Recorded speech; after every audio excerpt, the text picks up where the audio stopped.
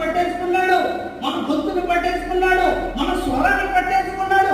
కాబట్టి సాతాను దోషకుడు. కాబట్టి ఏమవుతున్నాయంటే పనుకుండా దోషణ మాటలు వస్తున్నాయి. దూషిస్తున్నావా? ప్రతి ఒక్కరిని దూషించువాడు బంధాన్ని కోల్పోతాడు, దూషించువాడు సంబంధాలు కోల్పోతాడు, దూషించువాడు అదే వారికి బానిసగా మారిపోతాడు. దేవునికి స్తోత్రం. హల్లెలూయా.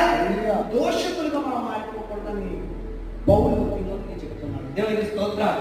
మన నోటంటే ఏం మాట్లాడకూడదు, దూషించుకోవడం ఏమంటారు.